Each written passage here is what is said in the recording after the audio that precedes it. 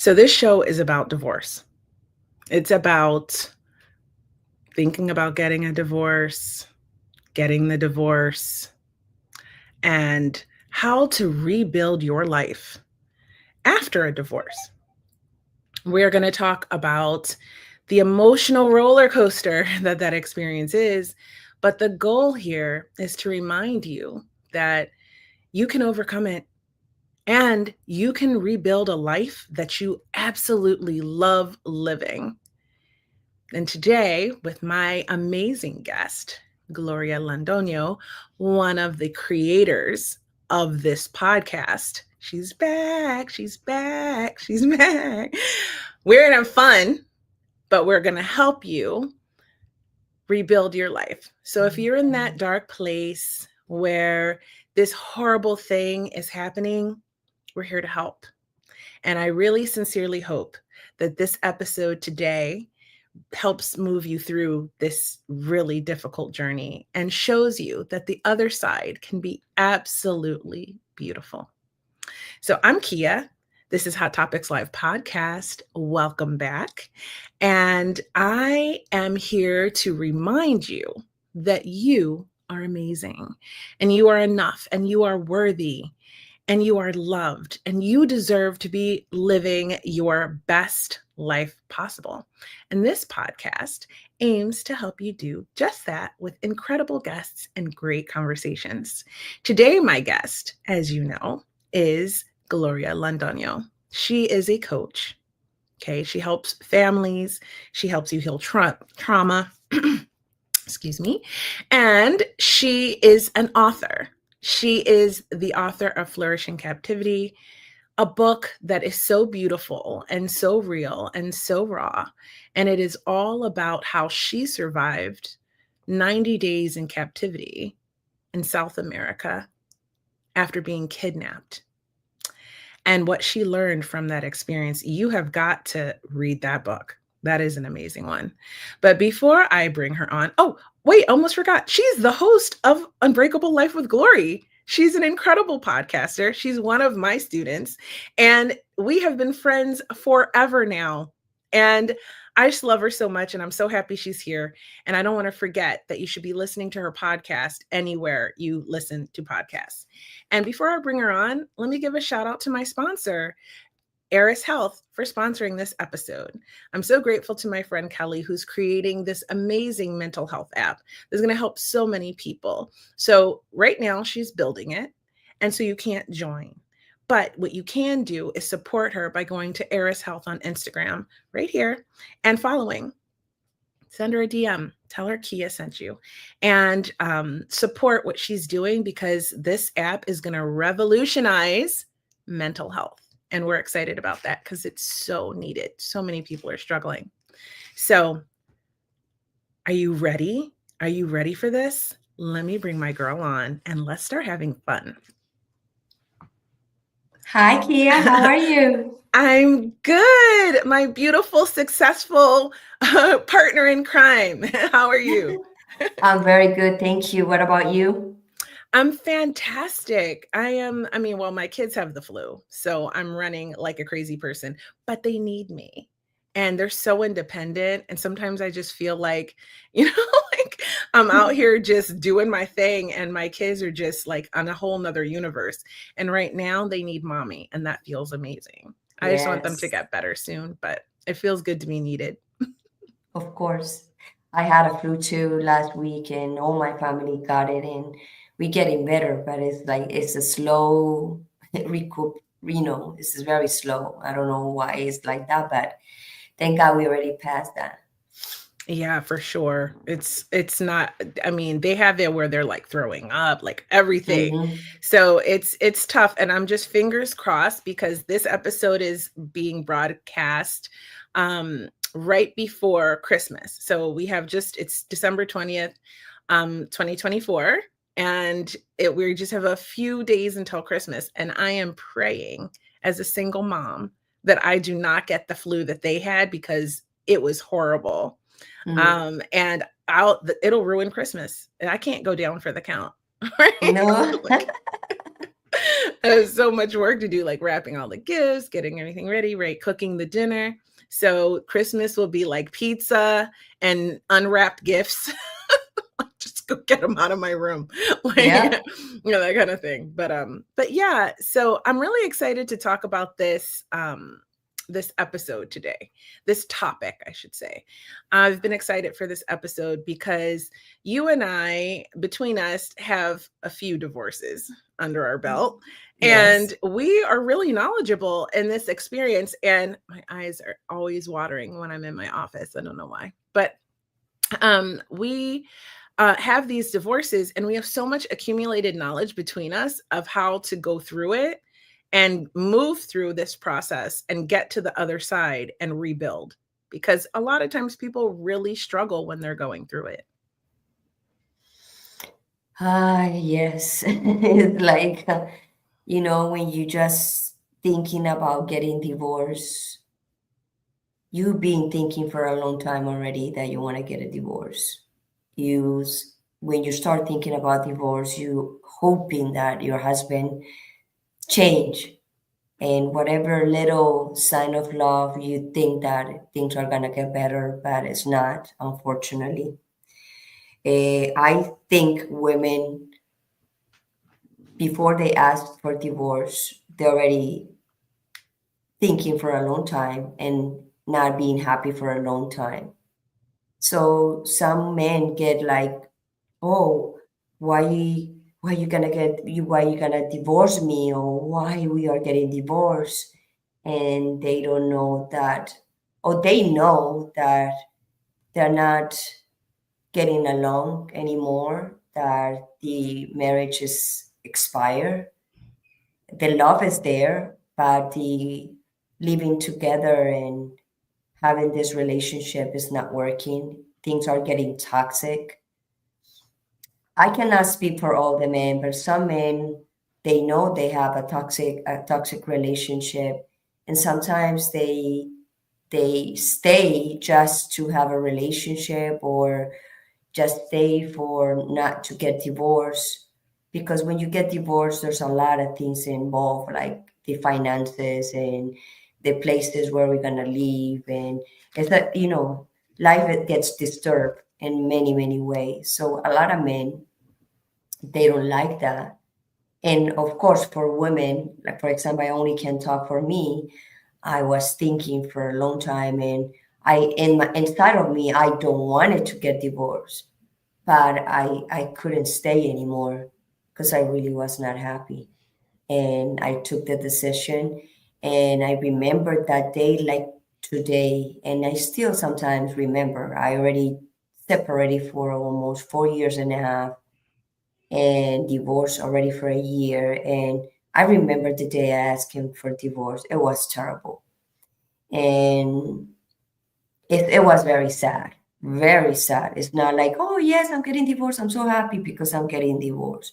It was very sad. And it took me a long time to like process the whole entire thing. And I would say it's like the dark night for the soul in that case. Eh, because I didn't want it, but I couldn't stay anymore. And I was hoping and praying for him to like acknowledge a bit what was happening, and we couldn't save it. So it's what it is. But it took me a long time, and still a little bit. I still not 100% overcome the divorce yet. So that's why I decided to not date anybody until I feel ready to give whatever version I have now to a special person. Because it's not like you get divorced and right away get someone else, because you're gonna bring stuff from that relationship and it's gonna get worse. If you had a toxic relationship in your marriage, you're gonna have another toxic relationship in the next relationship. Because I didn't want that, and I want to calm down my toxicity because I'm responsible also too for that relationship.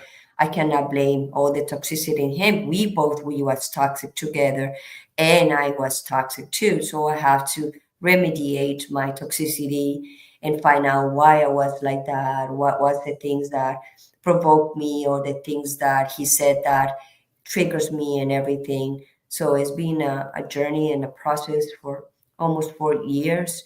And some days I wake up and say, oh, if I probably understand that part, things will be different. And some kind of like regret, but at the same time I also remember the things that we was not good together. So it's like a back and forth thing. And in my case, it's been already for a long time, but it was 16 years together, and I never in my 52 years old that I have, this was my very first time in my life that I'm being single and alone. So I was like afraid. So I was also afraid to be alone and single. And now I'm happier to be alone and single. It doesn't mean I'm closed for love. It doesn't mean that I'm open to love, but I'm open more into for the right for the right person, for the right relationship, and not just commit for just commit because I feel alone. I'm very happy and I'm cultivating that loneliness and connecting with myself and to be ready for the next relationship. Girl, I have a question for you, but before I ask it, I just want to say that I totally identify with that because I'm divorced twice, right? And in my first marriage, and both times, and I want to just preface this by saying that not that men don't ask for divorces, because they do. And They I know do. that a lot of my audience is male. Um, but women ask for divorces more. And you can Mm-hmm. look at the statistics of that. And I feel like in both instances, I asked for the divorce, but in both instances, I didn't want to be divorced. I didn't want the divorce. Like, I am this person, like, when I was young, I had a dream of being married once.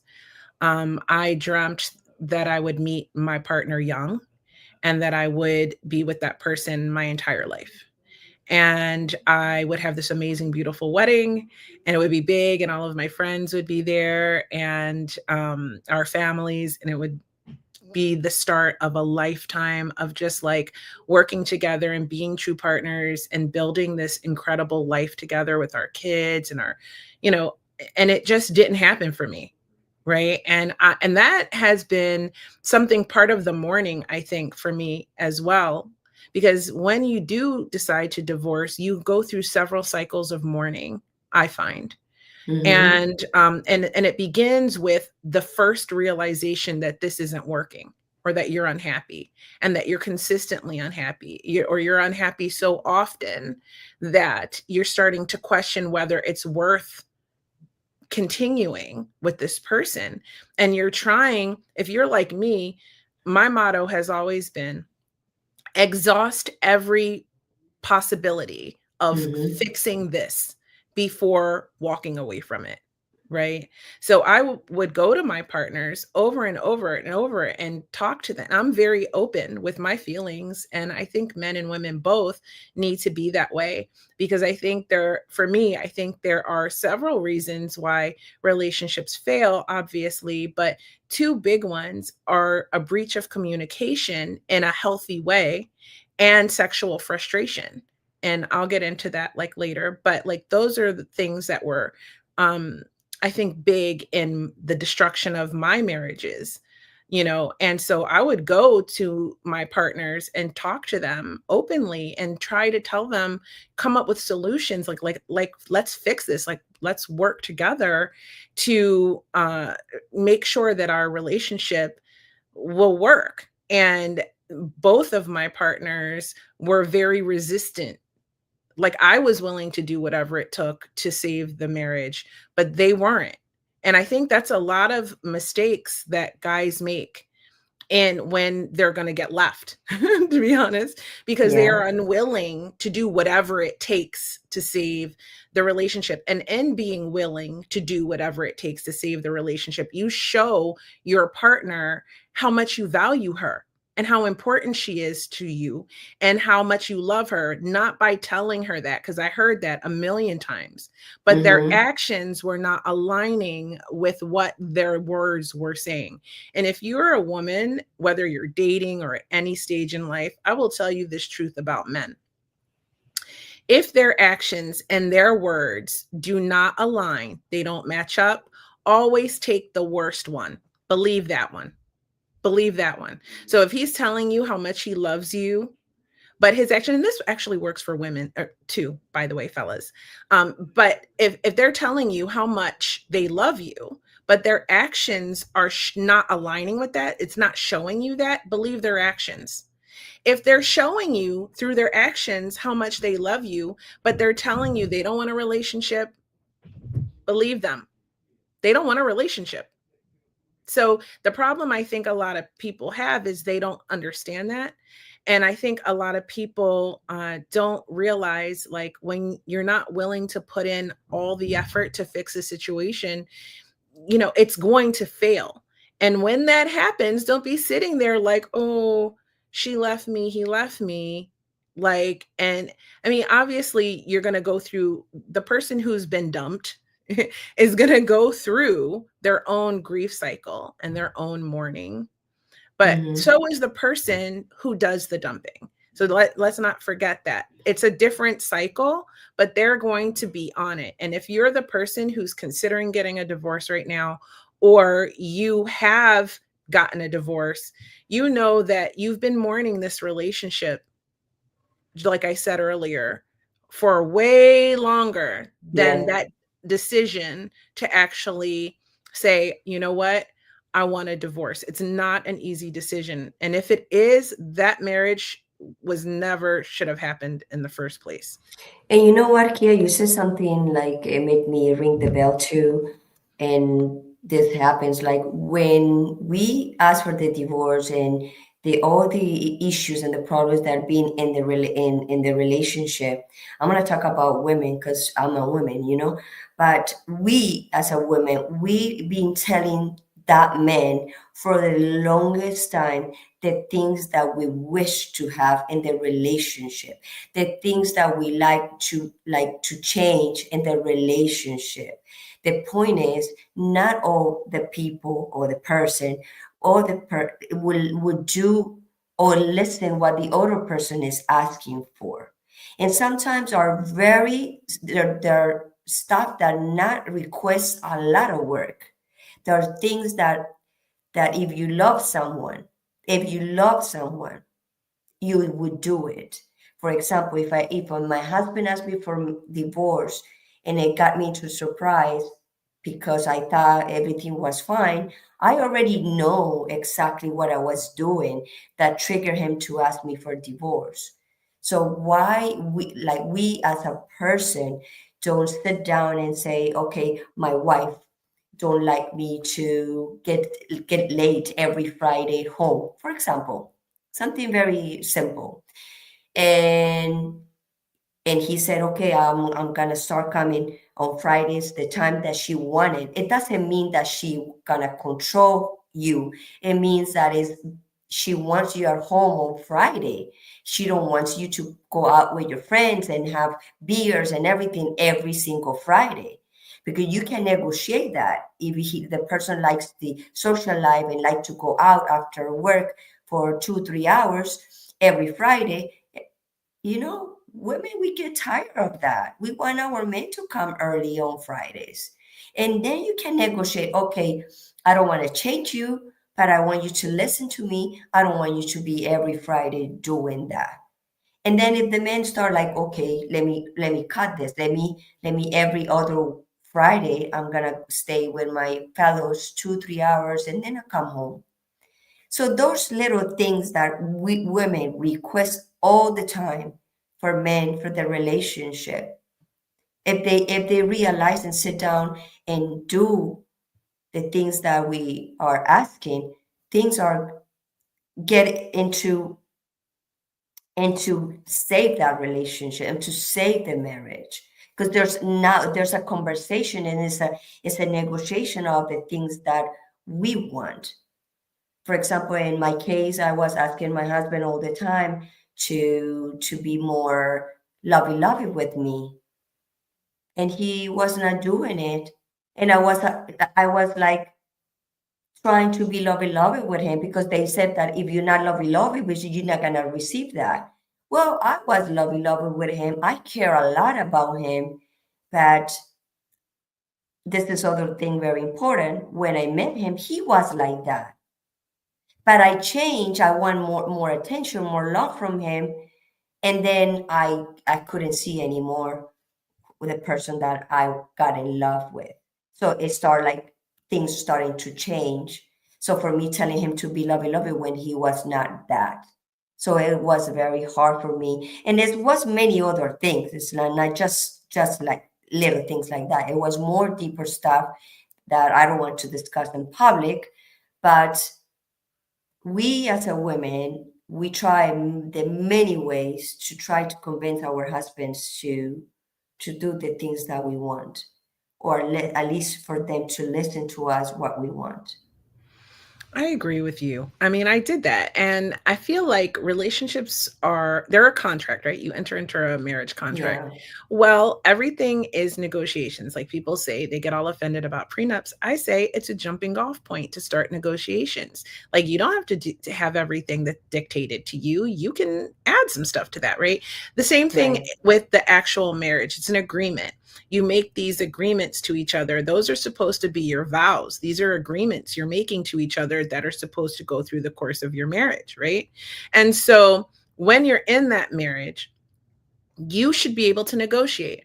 Okay, I want you to be more affectionate with me. That's what I heard you saying about your husband. I want us to be more loving and physically affectionate towards each other. Okay.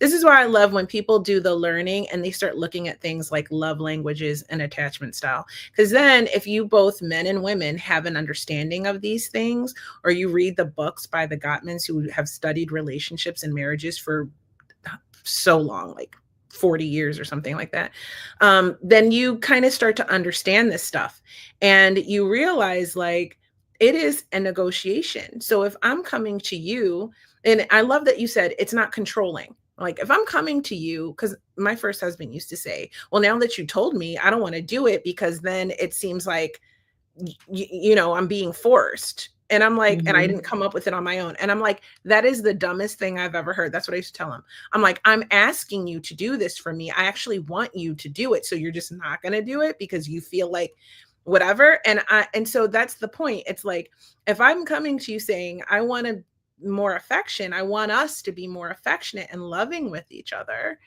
and you're like not going to do that, why? What do you think is going to happen after a while? Or like it's like being able to communicate your needs, right? You should be in a Exactly. safe space to do that. Or if I'm saying, as far as negotiating, okay, fine, you want to be more affectionate, or better yet, you want me to come home on Friday nights, and be home with you, right? How about, okay, I'll come home 2 Fridays a month, and 2 Fridays I'll go with my friends, and you make other plans, and then we'll meet. I'll just come home one of those Fridays. I'll come home early from being with the guys. So instead of staying out till 2 in the morning, I'll come home at 10 or Exactly. 11 that night, and then we'll have a late date or something. Like it's about working together, right? And making those compromises and negotiating terms that can work for both of you. And I think that was a big lesson that I learned in the failure of my relationships, but also not having partners that were willing to make those compromises. Like my second husband was unwilling. He was willing when I was fed up. So if I got to the point where I was like different in my behavior, and he knew that, he had that radar, like it would have to get to that point where I was like, I'm very affectionate. So if I'm not being affectionate with you, if I'm suddenly not cooking, if the house looks kind of a mess, there are signs that I'm not Yeah, happy with you.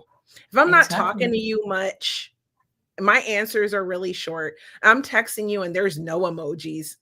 There's a problem there. And Yeah. you should approach it. And my second husband was always wise enough to approach me and be like, okay, what do I need to do? And he was always, always willing, except for when it came to one thing, to fix whatever problem. And that is why we made it 13 years, because he was willing to fix things, except the one problem that eventually and insidiously over time became the big problem, the biggest problem in our relationship. And for me, it was not a decision that was like I was thinking for a long time about a divorce. In my first marriage, it was. I was thinking 2 years, maybe. Hmm. We were married 5. I got married young. I was like 23. We were married 5 years, but 2 years into it, I started going, oh no, oh no. And then I kept started, the process of going, I went like a little bit crazy. That one was hard. That one was hard. For like a year, I was like insane, really. I was like, I don't know what to do. Like talking to all my friends about it. And they'd be like, every time I hang out with Kia, she's talking about should she leave her husband? Like it was like crazy like that Hmm. because I was so young and my mother was mentally ill. So she was not really a person I could go to talk about advice. And she would just tell me to stay and put up with, like, she was from the old school. And she would have just been like, he provides for you. Yeah. Deal That's with what my mom whatever would say. it Yeah. is. And I was like, hell no, that's not a life. So Hmm. that's not enough. I can provide for myself. We're women of the 90s. And in the 90s, if you recall, they were like girl power. Women can do it all. It was like a little bit misguided. It was a little bit extra. But we grew up in hearing all that messaging, right? So I was like, Hmm. in a way, it's good. So I was like, I can provide for myself. And I did. I mean, I eventually left him. But with the second husband, I had no, like, we had our problems, we had our ups and downs. There definitely was that sexual frustration in the relationship from time to time, but we would always work through that. And it was sudden. So for me, I thought the day before I knew I was getting a divorce, I was happy. Actually, we had just worked through some problems in our relationship. And for about the last month, I had been happy. I was really happy. And so we had one extraordinarily terrible day. And I went, I got to leave this man. And so that was an entirely different type of mourning, Of right? course. And shock and mourning and despair and everything. So I want to go back to something you were talking about earlier because I have a question. Hmm. And I wonder if you'd be open to sharing this. How did you tell your husband? Like, can you walk me through like that moment where you were like, I want a divorce? Did you have to think about, like, did you sit down and think about how you were going to tell him? Like, what did you say? I remember that night I told him because I was very upset. I was fed up. Fed up. I didn't say to him like in a calm way. I already was thinking about the divorce. But that night it was weird that it was inside of me. You have to tell him let's get divorced. So I was waiting for him from work and he came and I said I need to talk to you. And then I said we're getting divorced. And then he said, no, why are you gonna do this? No, no, no. And he ran away. Like he went out, like run away. And I remember that. And then I said, I'm going to Costa Rica and I'm gonna think it a little bit more. So that's when I went to Costa Rica for 3 months. But those 3 months, it was for me to try to be alone, to reconnect with myself. And I knew my life was gonna change in many ways, but I was afraid to do it. So I had the opportunity to say, you know what, I'm gonna leave to Costa Rica. I even think about to live in Costa Rica. I also did the process to live there, but like to almost ready to come back to the States, my husband and me, we start talking again, and then he said to pause the divorce. So I passed the divorce, and we started being like lovey-dovey. He was acting the way I wanted, or the way I like it. And then he picked me up in the airport. I was so happy for that. And he picked me up in the airport and with flowers, with big smile. And he was kissing me and holding the hand. And I was like, oh my God, I'm so happy. I'm like, oh, such a relief to come back home and work the relationship and everything. And 2 weeks later, into me coming back, again the same issue and even worse. Um, and I said, no, I cannot be here. And then I said, you know what? I'm gonna call my lawyer and we're gonna restart the divorce. And then I said, I want you to move out of of the of the the room. And he said, I'm not gonna move from my room. If you wanna move, move out. I said, okay. I already moved out 3 months away from you, so I'm gonna go to the other room. It doesn't, it doesn't make me more or less if I go to another room. So I leave him in his room, and in that night I said, "This is the right decision. I have to leave. I have to leave him." And right there started like a lot of crying, a lot of desperation, a lot of fear. Kia, I had a lot of fear to be alone. Now my life is gonna change. How I'm gonna do it? How I'm gonna rebuild myself again? It was a lot of questions, a lot of praying, a lot of writing, a lot of looking into myself, what exactly I need to fix for me to be able to feel better and everything. And it was terrible because I had to live with him for 6 months after I asked him for divorce in the same home. And I remember every day he comes from work, I was hoping that he opened that door and say, I want to change. I want to sit down and I want to reconcile all this. Mm-mm, nothing. Everything was getting worse, worse, worse. Until I finally got my place, and already 4 years from that. It's been hard for me, but I think now I'm getting better and feel better.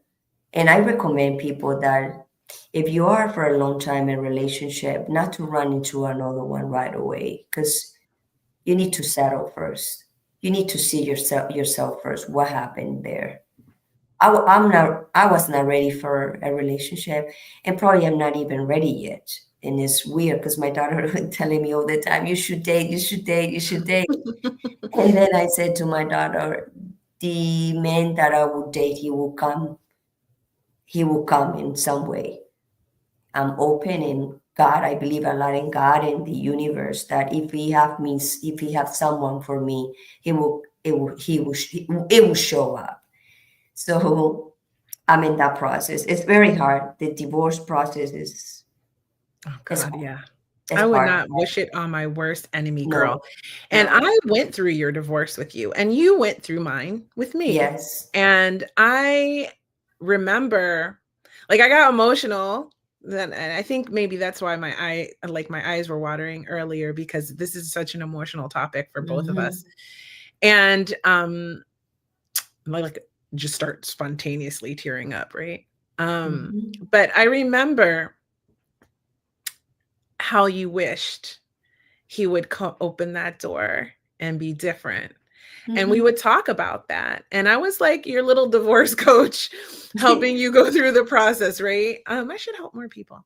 Maybe we should think about that. Yeah. But like it was really sad and it was really heartbreaking, Mm-hmm. because when you see someone you love and care about so much, as like I do with you, it's really hard to watch them go through that heartbreaking process.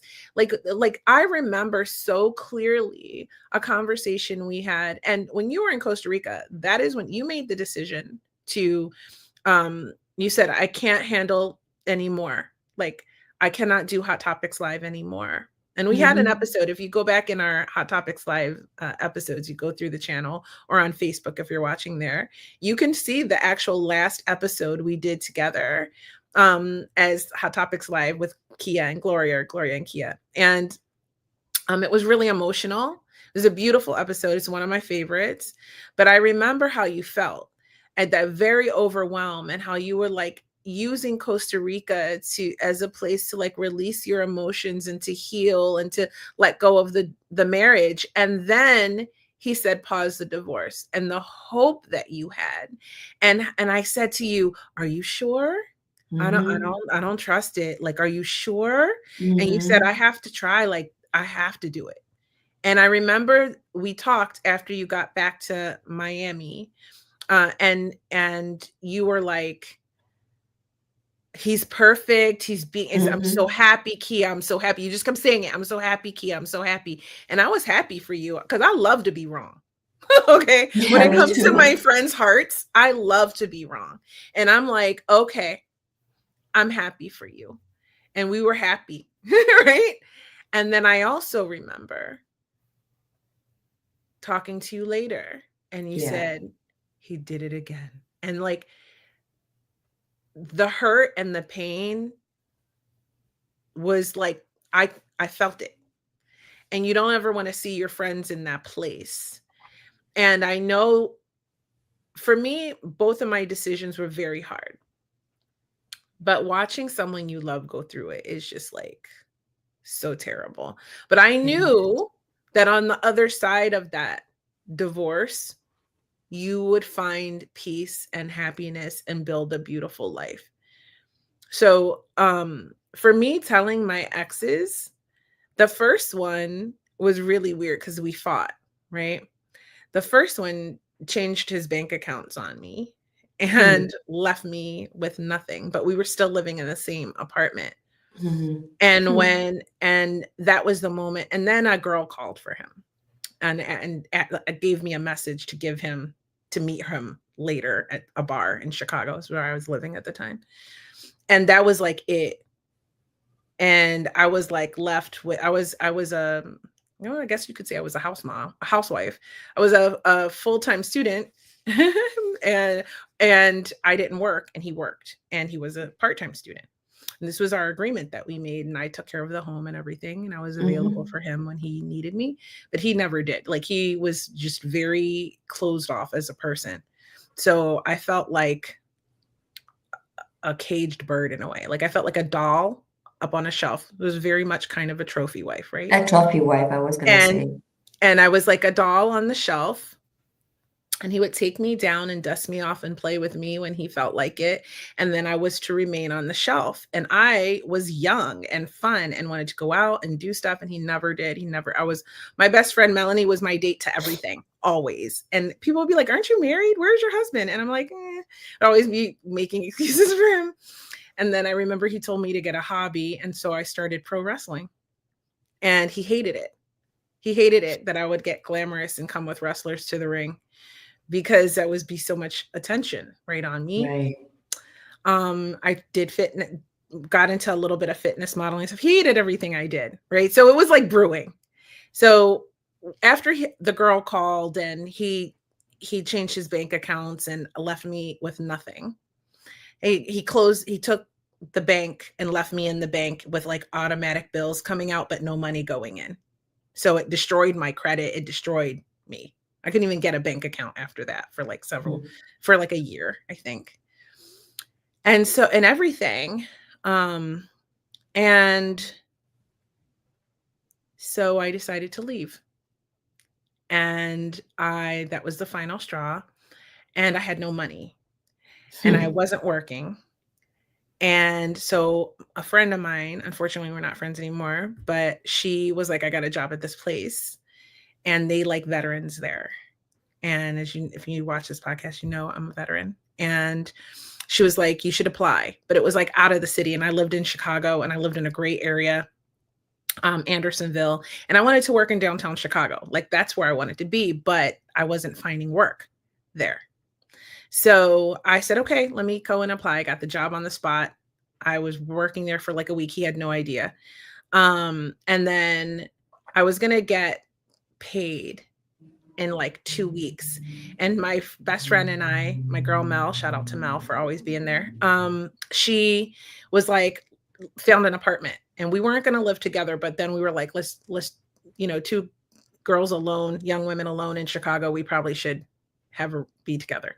So she found an apartment. It was expensive.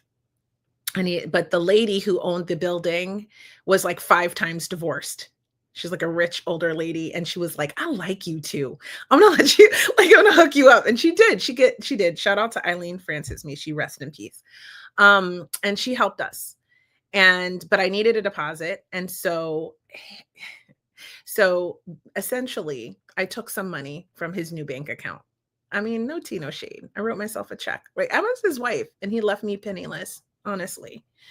And I put the deposit. And so he confronted me about it, told me he was going to call the cops. And I really don't take lightly to those kind of threats and stuff like that. And I'm like, I'm your what? Like, that's how you're going to do me? You did this to me. Like, you did, like, and so I told him I never wanted to see him again. And, you know, I told him, do what you want to do. Like, but I never want to see you again. Like, and in fact, I told him, if you see me on the street, just keep walking, because you no longer exist to me anymore. Like, it was that serious for me. Of course. And I moved out in like a week. Like, he came home and everything was gone. That was my first divorce. My second divorce was a little different. We were in couples therapy.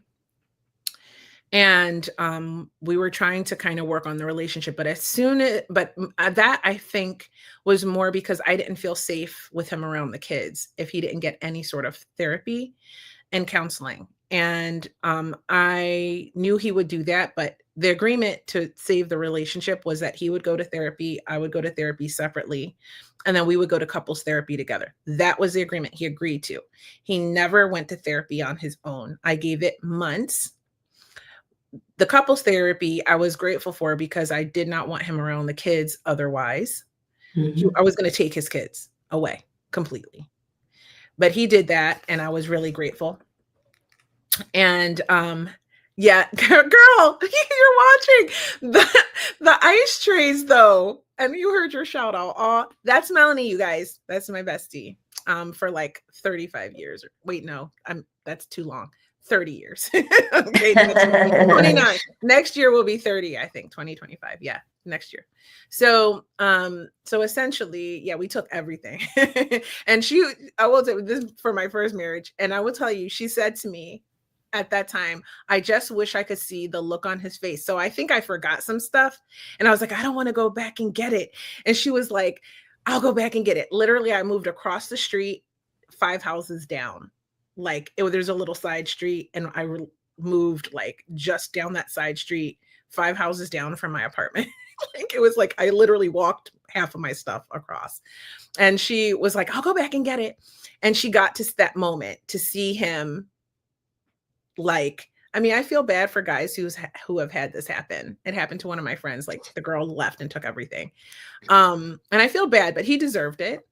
So question, did you deserve it? I mean, some women are just evil, so maybe you didn't. Fair. But like, did you? Like, let's be truthful with ourselves. And he deserved it. And she got to that moment to see him like, oh my God, like, she really actually did leave. She said she was going to leave, and she actually left. And I did. So yeah, that happened. She was there. Thanks for being there, Mels. So the second one, she was also there. So I went to therapy. We went to therapy from September to November. And in November, I spent that time working on myself, right? Because that's what you do. That's what you should do. Work on yourself. And I said, okay. We sat down this day, and I'm like, I've got to tell him soon. Like, I've got to tell him I made up my mind. This is not working. He has not gotten the therapy he needs for his anger issues and his drinking. And I'm not going to do it. I'm not going to have him around my kids. Like, I don't want to do this anymore. And I had found the book Conscious Uncoupling by Catherine Woodward. And I was determined to do this amicably so that we could co-parent our kids and have this beautiful, like, divorce. Like, and then make it easier for both of us. And That was a process. That's a topic for another episode. But he said, so he'd seen me working on myself. I lost a ton of weight really quickly. I was working on my mental and emotional self. I had gotten really into Joe Dispenza and to Dr. Greg Braden, and I was watching stuff like London Real, and I was watching stuff like Impact Theory, and I was really working on myself, right? I was reading all these books, and he saw that. And so when we were in couples therapy, he said, you know, I see how much you're working on yourself, and I think I'm holding you back. So if you need to go out of this marriage to continue on your journey, I'll let you go. Wow. He didn't mean it. He was bluffing, but it was a beautiful moment, right? And I thought, oh my God, okay. Okay. Yeah, actually, yes. And oh, the look on the marriage counselor's face. Poor Tony. I'm so sorry if you ever see this. I'm sorry, Tony, it wasn't you.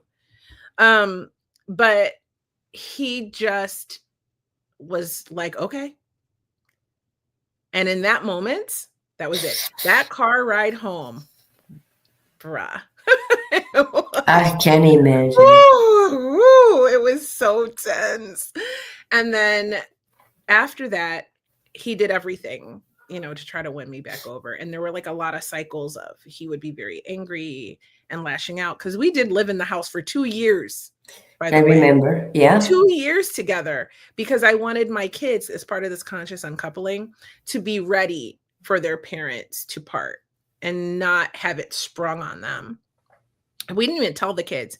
Actually, he told the kids in a fit of rage against my wishes. And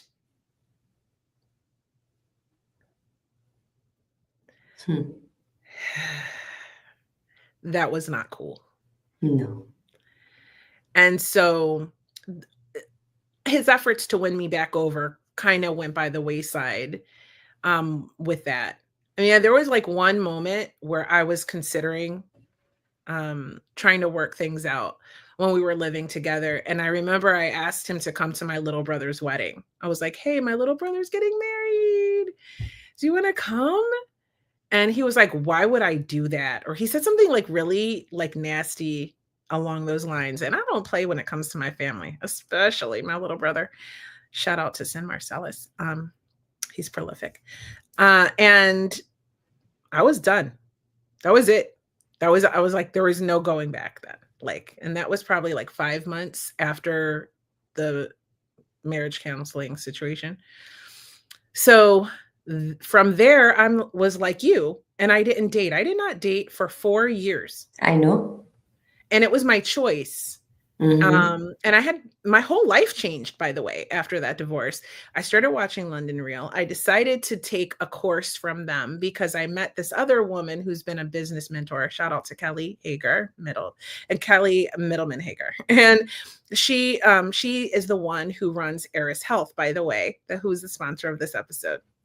And she started giving me this new career path and encouraging me to go down it and giving me, ideas. I went to London Real. They loved me there. They contracted me to coach with them. They basically taught me how to be a coach. And then I met you, right? And then we have podcasts and like I started pinup and all of like, so the process of going through this divorce then led me on a journey of self-discovery, just like you. So I would say the hardest part, one of the hardest parts, is realizing the relationship is failing and then actually having to tell them you want to leave the relationship, or being told that you're being left in a relationship. And we're telling it from the version of we had to do the difficult thing of leaving.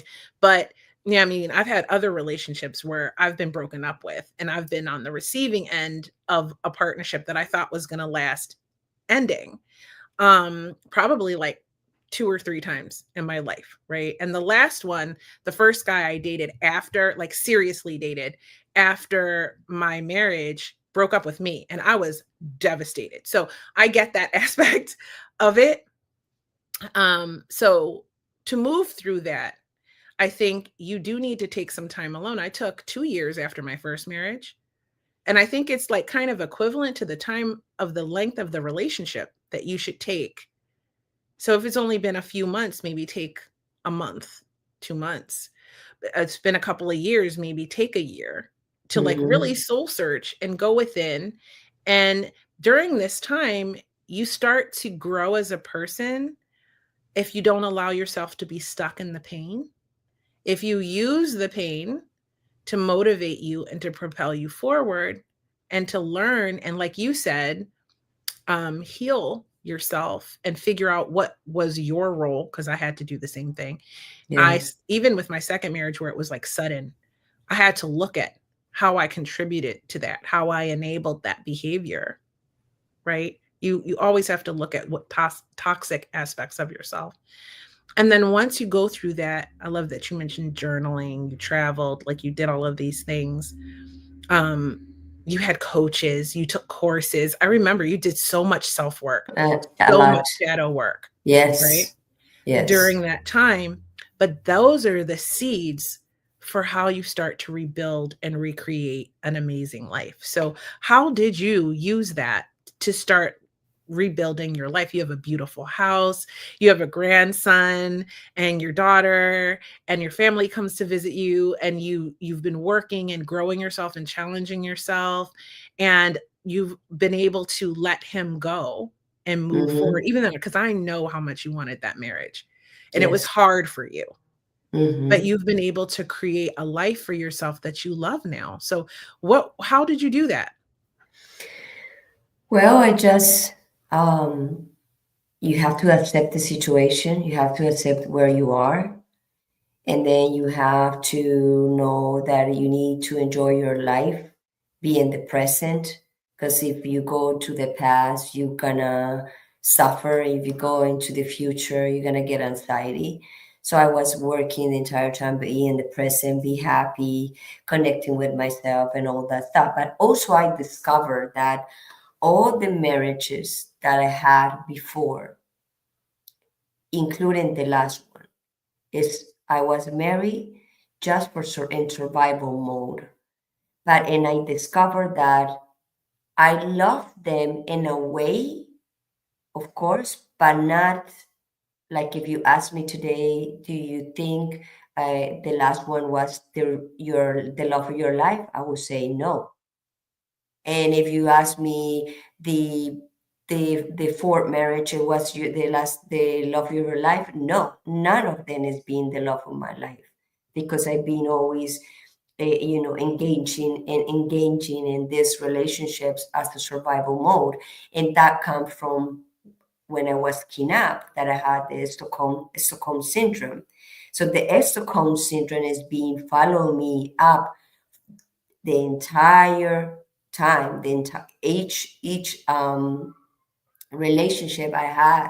So I had to find out why I've been married so many times. Why is like the same protocol of each man? Why each man have almost identical trait of the same thing over and over? And I was like, I find out like, wow, I've been with all these men just in survival mode. Of course, I love them, but not is the love of my life. So of course, I was not gonna have a real relationship because I was not real. So I have to find out myself that I have to be real. I have to be real with myself and heal all the wounds that you bring from, in my case, from the kidnap and even from the childhood and start to peel that all like the onion, the emotions and stuff to be able to connect with myself and see my true self because I know for sure that I was not my true self being in those relationships because if I was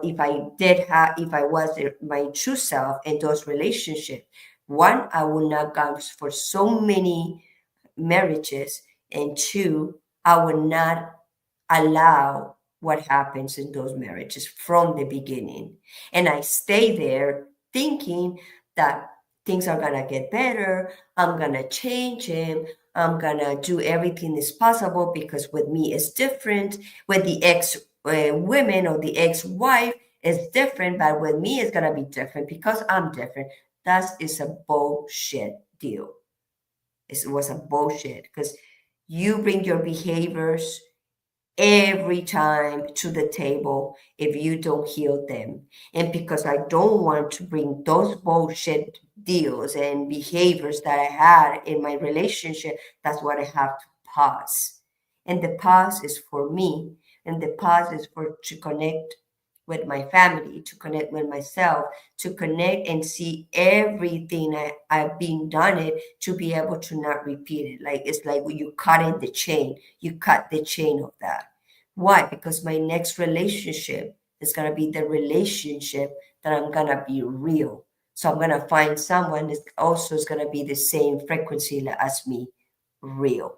And that is, it's going to be a room for better communication, to understand our emotions, to talk about what we like, we don't like, and have like healthy communication, healthy everything, mind, soul, emotions, and I don't want to change the person.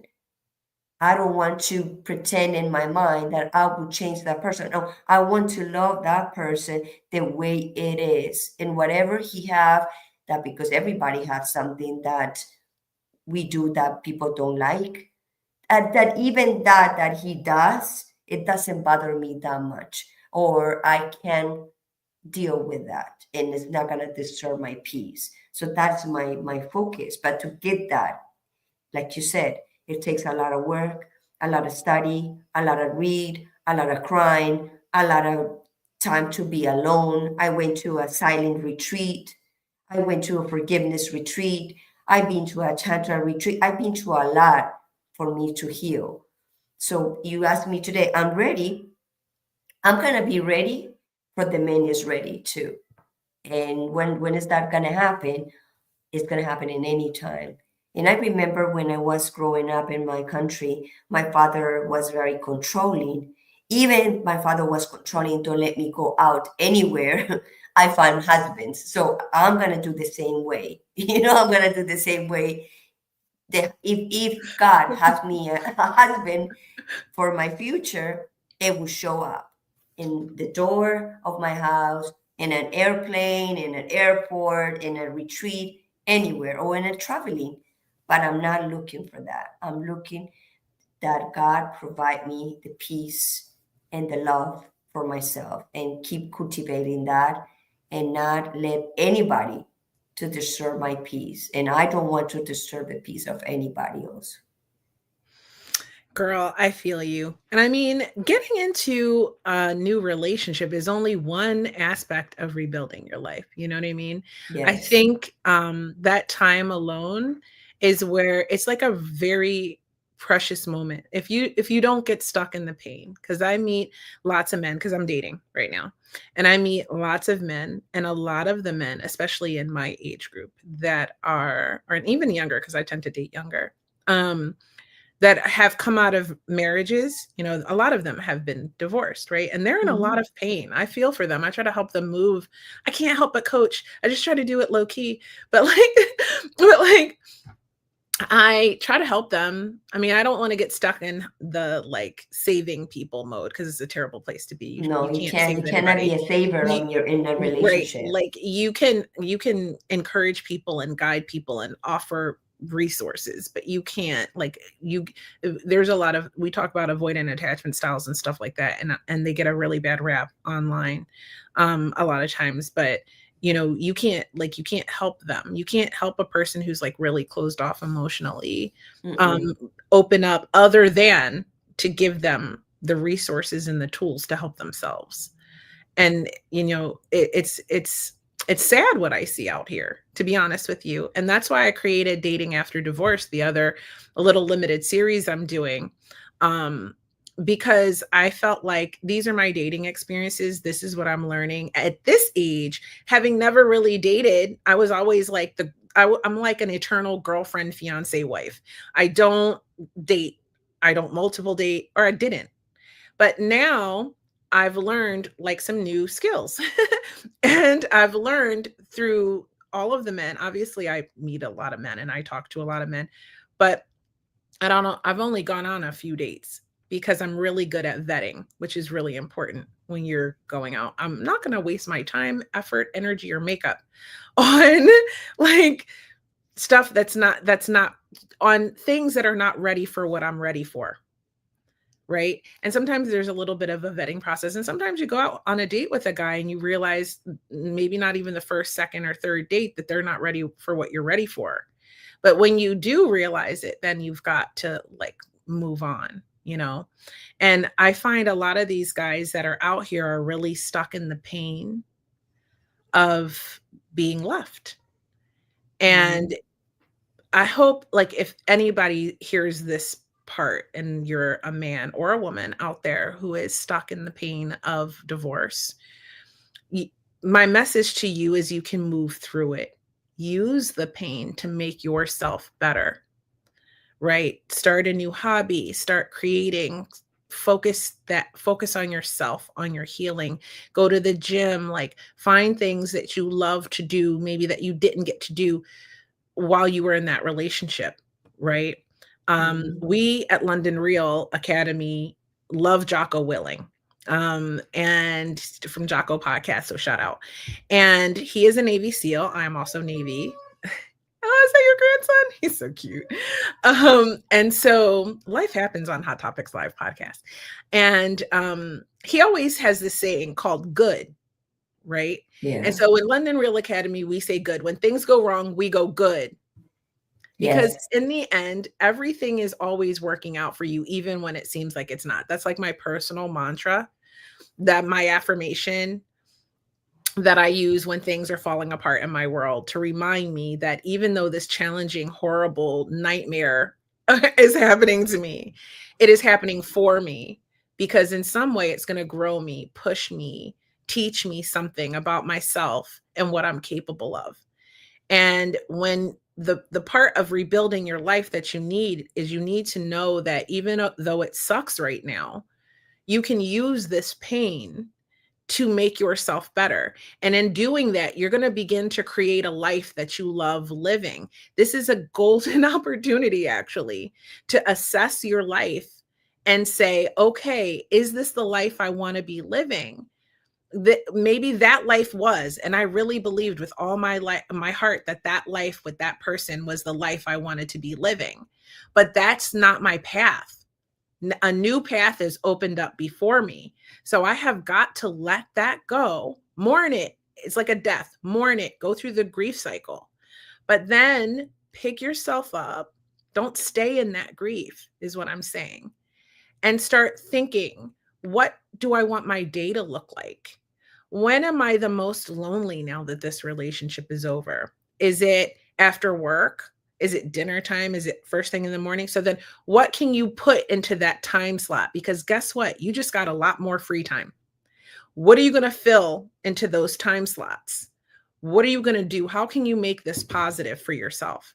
And that is exactly how you start to rebuild the life you love. What were the hobbies you let go as a kid? I started ice skating. I love ice skating. Me too. I went and bought some skates. There's a rink here. Like I started going to the rink, and I haven't been able to go from my surgery, but as soon as I'm cleared, I'm gonna, because I can't fall. So I'm gonna go ice skate again. And it's like you find these things. I paint, I dance. Like I know you dance. Like where can you fill into your time? Can you learn to be a coach? Can you teach a yoga course? Can you find something that you can channel that energy into, that is, it's a little bit of a distraction. It's a little bit of an escape, but it's a positive one.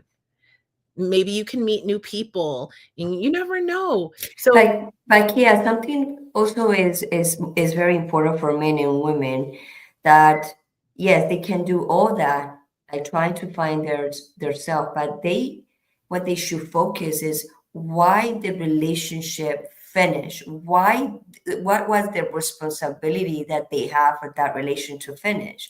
When they have that answer, then they can like tag that into, okay, I was doing this in this relationship. It doesn't mean like to correct that, Of to course. balance that.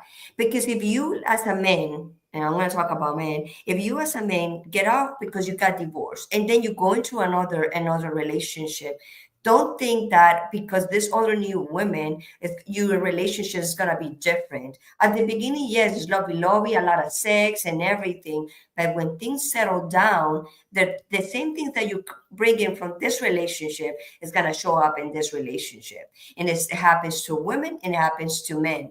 So like women need like right now more men to understand more about themselves, about their wounds, about their emotions, because they never teach them like how men, it's okay for men to have emotion, it's okay for men to cry, it's okay for men to be this way or that way. So we need more men to reconnect with themselves, to see what they are doing, to be able to be healthy for another woman, because they're going to attract the same over and over the same women, and the same thing for us. I don't want to attract the same men with different name. Mm-mm. I want to attract a different man. So for that, I need to be different. For that, I need to, dig on my stuff. For example, when I start dating, my two questions is: Are you are working in yourself? Number one, and number two, actually three. How's your relationship with your mother and your father? And three are what is the worst thing that you have? And if the man can answer me that, I can have a sense that the man knows who he are, who he is. Because some people you ask, what are the worst thing that you have? And some people don't even know what it is. It's so true. I asked, I love that. Okay, so I love that because I'm dating, and I go and I vet them with these questions. These are vetting questions, right? Mm-hmm. And so I have some other ones that I ask in addition. I ask those, but in sort of a little bit different way. But I also ask, and this might be the same thing as your last question, is what was the biggest trauma that you've ever gone through, and how did you heal from it? Right? That's one question I ask. I also ask them to share one of their favorite childhood stories with me, right? And then I also ask them if money was no object and they could go anywhere in the world they want, where would they go and why? Some of these questions I ask on the second date if they make it. Mm-hmm. But you have to ask a lot of questions. And what these questions show are different aspects of their personality, whether they have a growth mindset, whether they do self work, whether they're, healing themselves. What is their relationship like with their family, especially their mother, Yes. especially as a man? It's really important, that Mm-hmm. one.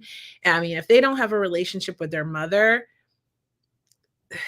it's Mm-mm. questionable, that how they feel Yes. about women in general, right? It's just Yes. it's just it's just psychology. I But like, see it. I see it in in my own family. I see it wow, in my own really? family. Yes, With your my brothers, with my brothers, especially with one of them. I'm not gonna say which one is, but right? with one of them, he didn't have a good relationship with my mother at all, and all his relationships are horrible, Oh, terrible, terrible. And also with me, his relationship with me is terrible, oh, because whatever you say to him, he doesn't want any woman to say anything. So he have an issue with my mother, because my mother also told him a lot of things to do and he never wanted to do it. So he bring that shit, excuse my language, from childhood, and you can see it. It's not like, oh, I am inventing this. I see that in my family. And I said to wow. him one day, if you don't have a good relation with your mother, if you don't have a good relation with your sisters, you're not gonna have a good relationship with a woman, because the way you treat us, the way you talk to us, is the same reaction we're gonna have. It's the same reaction another woman is gonna have. We are no different. We're not gonna allow disrespect, raising voices, and and putting you down because he's raising his voice. Not I said, not in this family. Not that we have women that we are aware and we are woke in a way that no, you're not gonna tolerate that behavior. So he have a big time issue with women because he don't have a good relationship with us. And you know what's crazy about that? Is that That's he the first probably relationships.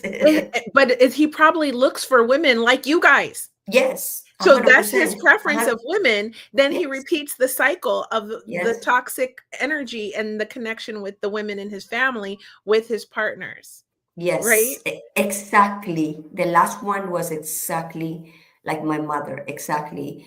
And he got offended to me with me because I said, "You, I hate how my mother is." And I said, "But I don't understand you. But you are attracting the same women, and when you don't change that pattern, you're gonna attract the same over and over the same women."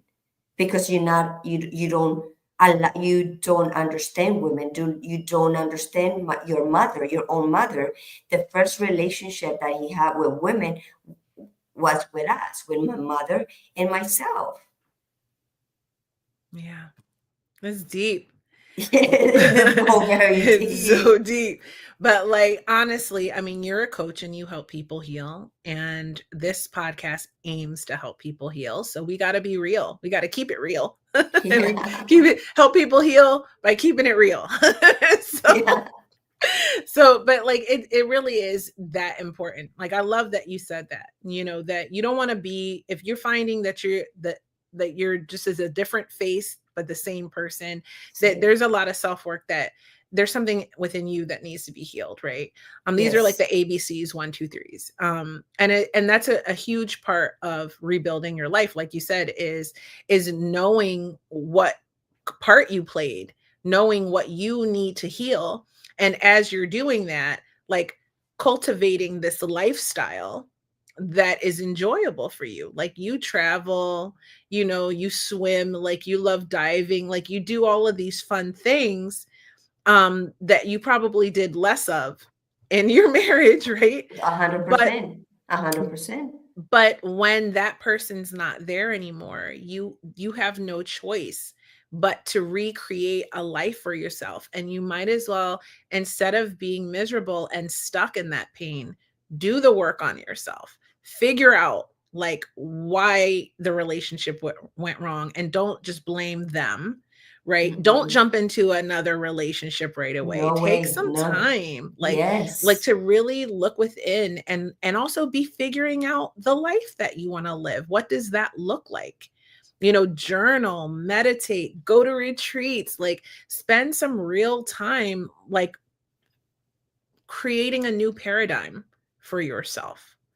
Take a yeah. course, meet some new people. Like all of these things contribute to surviving your divorce, moving through all of the parts of it, because from the moment the relationship is going badly to mourning that, to like going crazy a little bit, to having to tell them or having to hear that the relationship is over, and all the pain that that causes, and then going through that grief cycle, like I just want to tell you, there's life on the other side.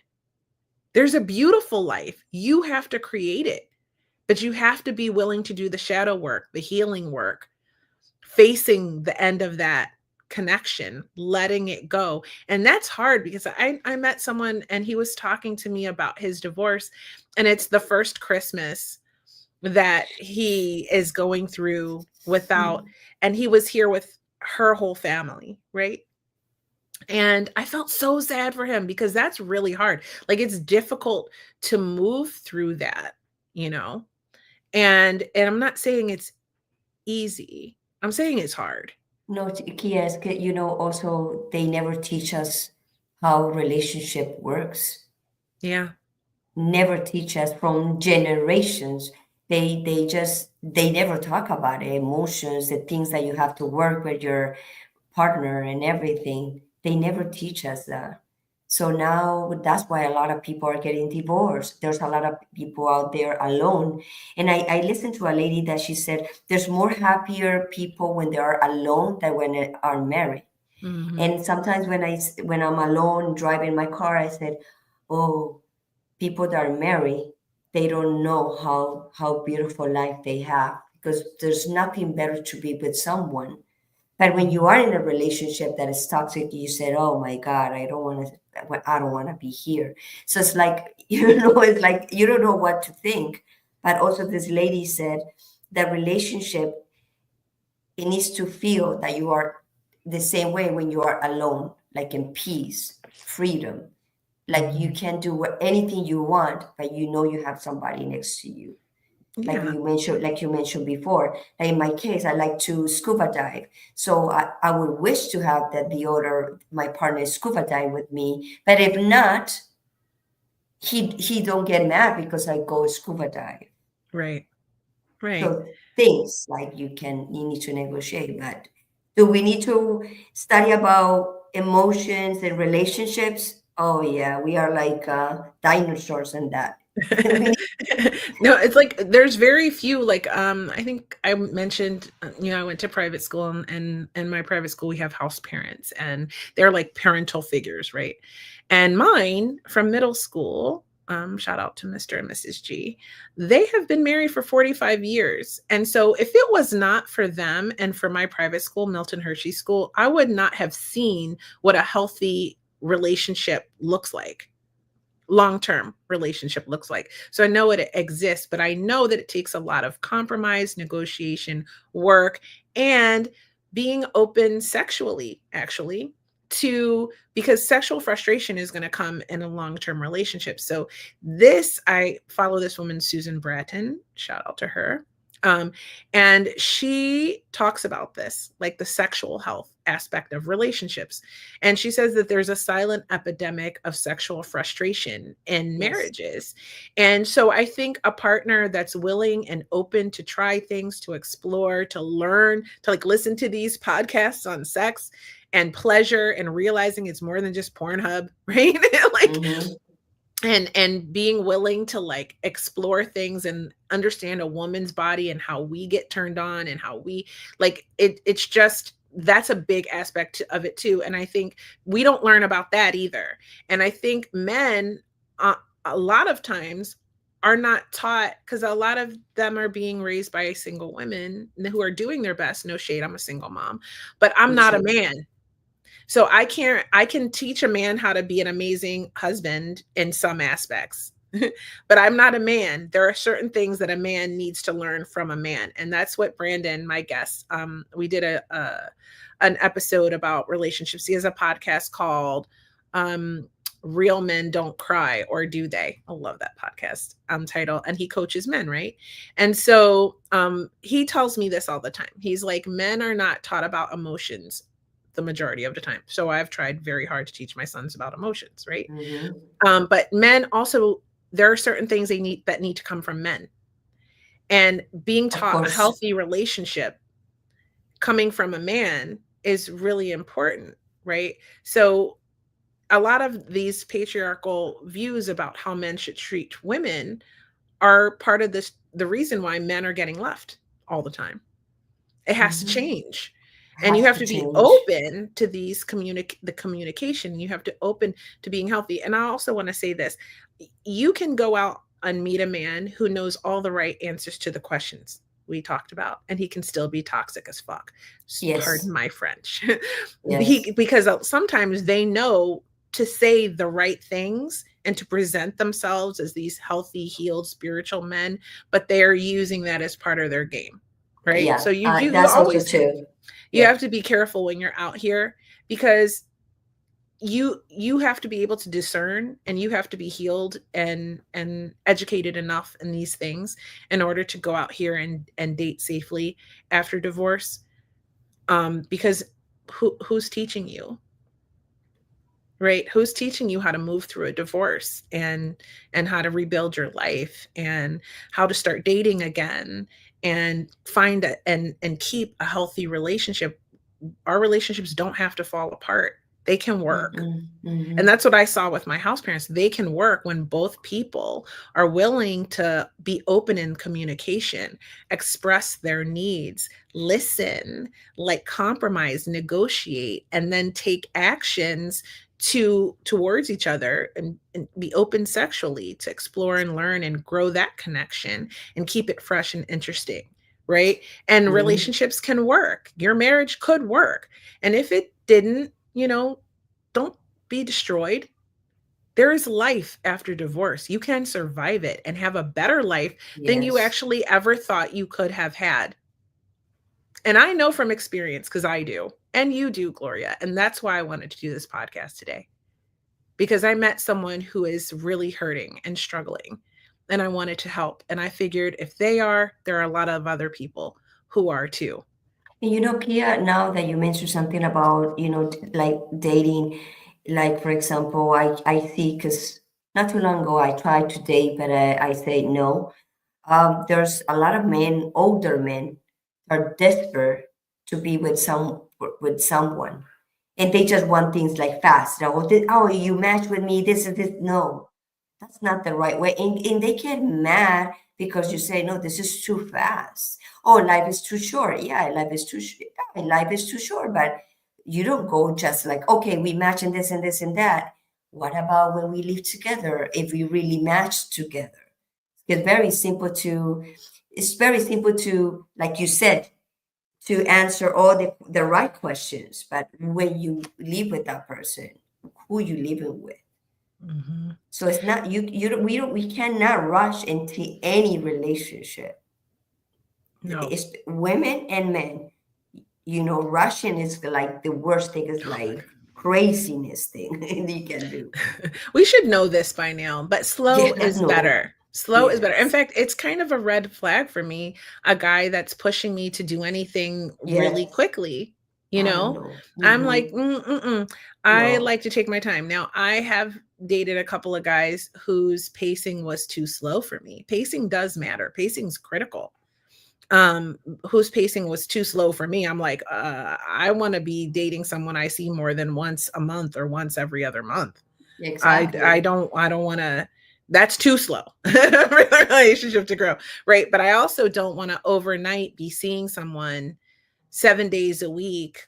I don't want my first date to be an entire weekend long where we've now, spent the night and all of this stuff. I have a lot of like kind of rules to how to progress dating, which I'll do an episode of dating after divorce, and I'll talk about those.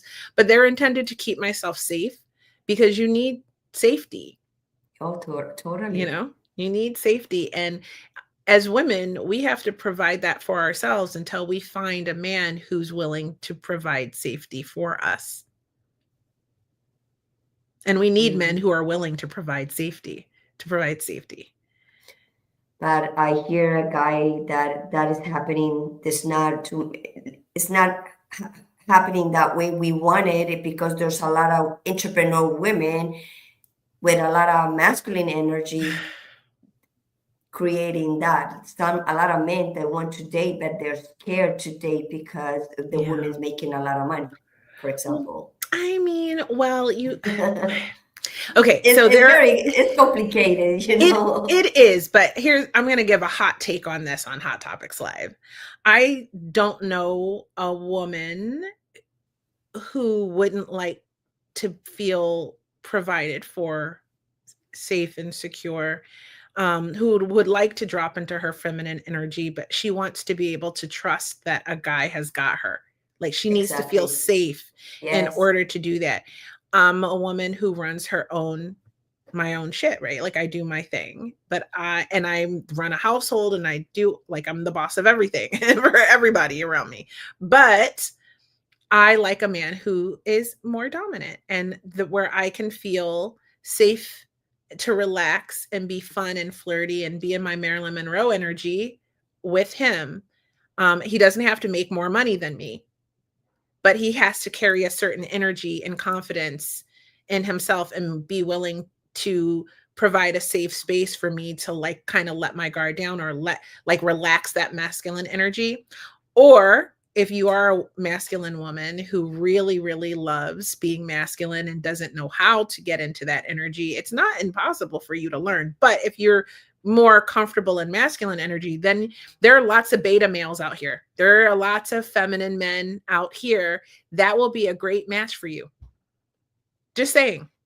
I know. I just want to be in my feminine energy. I just Yeah, me want too. men to do everything for me. I'm tired. I don't want to be more taking care of stuff. I'm tired. There's a group of us out here, fellas, Yeah, that yeah, want to be, and I'm not saying we want to be submissive, like ordered around and like barefoot and pregnant in the kitchen and like this old patriarchal view of like women. I'm saying no. there's a new kind of woman, I guess, who is both, who can, there was this commercial when I was a kid, and she would say something like, I can bring home the bacon and fry it up in a pan and never let you forget you're a man, right? Like we can do that. We can go work. I mean, I can, not every woman can, but I can go work and hold a job and run a business. And I can come home and cook and clean and take care of my children and take care of my man. I love to take care of my man as long as he is taking care of me in the ways that I need. It's mutual, it's a negotiation, it's an Yeah. agreement, right? There was a lady that she started to date, and and she went to the first date in a Rolls Royce car. And the guy, they have dinner and everything, and the guy said, "Oh, thank you so much for dinner. I like you so much, but I think we need to talk in 3 or 4 months." Girl, He couldn't handle her coming in Rolls Royce. I went on a date, okay, with this guy. He was a musician. Oh my God, he was so beautiful. Like, he was an immediate yes for me because he was creative and talented. He was like a carpenter. He built like cabinets and stuff. We'd been talking for like 2 weeks. He was super sweet. And like the way he kind of mirrored me, the way he would talk to me. So it was like almost like it was like a match because I love the way he spoke and his energy, and he seemed so high vibed. And I just knew this was going to be my next boyfriend, by the way. Like, I was like, okay, the only thing I need to do is go on this date, meet him in person, and like get to know him over time. But I am one, because I don't even get that far with most people. Like, I'm like, no, I don't see it. But I could see it. So I'm like, okay, I'm willing to like give this a shot. So I go on the date with him. He's beautiful. And I'm like, oh my God, we have such a good time. We have like a cocktail. I only drink 2 drinks on a date ever and never ever get drunk. And so we're having this great dinner. He takes me to this great place. The waterfront down here is beautiful. And we go, and during the course of the day, he starts asking me questions. Do your podcasts make money? Like, what was the most you ever made on a contract? Like, I don't mind sharing that. I mean, it's a little bit forward, but I didn't mind sharing it with him. And then, so we have a great date. We go to my car, and I should preface this by saying when he was picking out the restaurant, he asked me for a recommendation, and I picked my favorite restaurant down on the waterfront, which is a little bit expensive. Like, Hmm. okay, it's expensive. Okay, but it's the best restaurant down there and it's amazing, right? It's called Dos Salas, by the way. And he said to me, that looks really wonderful, but I'd like to try that in the future, but I don't want to. He was on tour, so he was like, we drink a lot of tequila on our tour, and I don't want to drink. It's a fancy tequila bar as well, and so I was like, all good. You pick whatever you pick will be wonderful. But in my mind, I was thinking that was probably really expensive. You know what I mean? Like, I don't want to. And I thought, oh, maybe it's not. Maybe I went overshot with that one, right? But that's the place I go to usually when I go there. So we went to another place, which is new for me, and it was amazing. The food was incredible. And when we walked to my car, I don't drive a Rolls Royce by any stretch of the imagination, okay?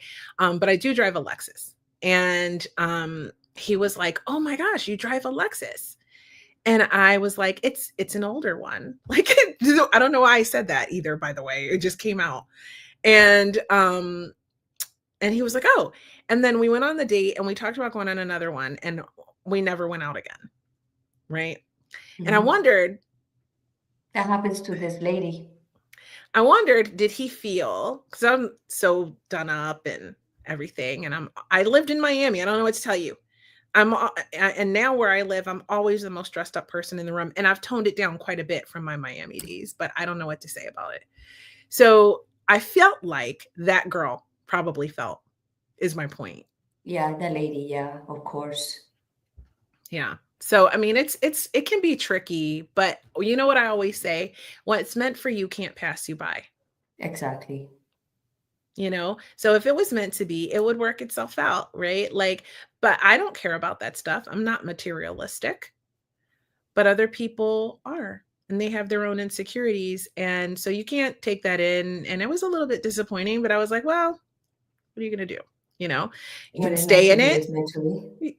or you move forward. You keep moving Hmm. forward, right? And Yeah. I'm having fun dating. It's tricky, but it's fun, especially after being in a long-term committed relationship, you Mm. know. But I actually really believe that, kind of like you, like if what's meant for you will find you. It's gonna It will find me. come when it's time. I'm 100% sure that's gonna happen. Oh my gosh, Gloria. It has been an hour and a half. So Yeah. I gotta wrap up this episode. But I want to thank you so much because I could talk to you forever and this episode could be 5 hours long. Okay. But I want to thank you so much for being a guest and coming back and being on Hot Topics Live podcast, our baby. And it's always so much fun to hang out with you and chat with you and receive your knowledge and your insight because I know you help so many people. So thank Thank you, you. Kim. Thank you for inviting me in. Anytime. Thank you. Well, I definitely want to shout out your book, Flourish in Captivity. I think it's really it's an easy read. You can read it in one afternoon. But it's really got some Yes. profound insights. Yes, thank you. Some profound insights, and how actually Stockholm syndrome affects way more people than you realize. It's not just for Yeah. kidnapping victims. No. So if you are right now thinking about divorcing your husband and your wife, and you know that your relationship is toxic, but you can't let it go, you might have Stockholm syndrome. You should maybe pick up this book and take a look and see how it applies to your life. Just saying. Yeah. Just saying. Anyway, she also has a podcast. It's called Unbreakable Life with Glory. I know that there are new episodes coming out in 2025. So take your time and catch up and be ready for when that happens. So I love you so much. Thank you for being a guest. I'm going to put you in the green room. And if you Of have course. time, I'll see Thank you in a you. minute. Bye bye. Bye, sweetheart. I love her. I love her. She is one of the most amazing people I have ever met in my entire life. I'm just being honest. What a blessing for me. I hope you have people like that in your life. And if you don't, hang out with me on this podcast and I'll be that person for you. Okay. Set your notifications for when I come live. I never know when I'm coming live. I'm not like other people who just like have this schedule. I have a crazy hectic life and I come live when I can come live. I am going to be live though on Monday. I have something scheduled. We're going to be talking about using hyperbaric oxygen therapy for menopause. The menopause episodes are doing really good. So I'm going to do another one. I try to help women go through that difficult process. And by helping women go through that difficult process, I'm actually also helping men. You're welcome. Anyways, speaking of helping men, if you like pinup and you like pretty pictures, go check out my pinup. Okay, you can buy these magazines. The links are in my bio on Instagram at Creativity. I'll put that up later. But these are my covers. I have 2 so far, but I am actually in 7 magazines, including the Social Pin. These are at Retro Lovely magazines, but I'm also in the Social Pin now as well. You can get that one too. And so this is the part of the show where I do something very special for you before I wrap it up. And we're going to play a little card game. Okay. I'm going to be quick because this has been a long episode. But I mean, it's Gloria. What are you going to do? Right? Like, we made this show together. This is the Soul Truth Awareness card deck by Brianne Hovey. Daily questions that will transform your life. So, are you ready to transform your life? Take a deep breath. That's how we do this. And you're going to like close your eyes and breathe with me. I usually bring water, but I forgot it. So I'm struggling today with my throat. Okay, breathe with me. Okay, get centered. And I want you to think about whatever your spiritual practice is. No tea, no shade here, no judgment. Okay. Whatever you believe in, your higher power, your higher self, source, the universe, God, Allah, I don't know, Buddha, whatever it is. And just connect to that energy because it's all energy, believe me. And I am going to shuffle these cards. That's what I'm doing. And one is going to fly out. So it's a random flyer. That's what it's called. And that is just sort of like letting serendipity, if you will, choose for you. Okay. So this message is not something I pick for you. It's just what comes out. And usually it aligns with the message of the show, which is really crazy and a little bit spooky. So here's your card. Do I surround myself with people who lift me up? The people with whom we surround ourselves determine who we become. Does your tribe fill you up? Do they inspire you? Do they believe in you? Do they help you step into your greatest potential? Today's soul action, make a desire list of the type of people with whom you wish to surround yourself and clarify if there is anyone in your life who no longer serves you. Can you love them from a distance? Wow, that is a powerful message. It could be your husband or wife. That's the people you need to be loving from a distance. I don't know. But when you are rebuilding your life, that's something you should do. Okay. Write it down. Write down the things that you want your new life to look like, what you want to have, be working as, hobbies. Plan it out. And also take a look at the people in your life. Who's there for you? When you're going through a divorce, you need a strong support system. And if you don't have people in your life that you can go to, you join some groups, communities, take a course. Usually courses have communities around them. Ours do at London Real Academy. And great connections are made there. And you can find people to support you. Like I said, when we launched this podcast, I was going through a divorce. And this podcast was like lifeblood for me going through that time period, and the Female Veterans podcast as well. And Gloria, right? And so it's just one of the things you have to do if you want to rebuild. And when you take some time to heal and you're figuring your new life out, you plan it, right? And find some support to help you get through that rough moment. And then those people will be there to celebrate your wins with you as you're living your new, beautiful, best life possible. Okay. So remember to set your notifications. More information about the show is in the description box, as along with these ways to connect with me and everything that I do. I really appreciate you for watching. I hope you found value in this episode. I'll be back on Monday. I have more episodes of Dating After Divorce coming up. The next one we are going to be talking about is inconsistent behavior and sex, actually. So you might want to set your notifications and tune into that one. If you've been in a long-term relationship and you're now back out on the scene, you want some support, I'm there for you for that. Don't forget to follow Hot Topics Live on Instagram. I'm shadow banned, you guys. So go watch those reels and like them and comment. Okay, that will really help me because I'm shadow banned on Instagram. So with that, I want to say thank you for watching. I love you guys, and I'll talk to you next time.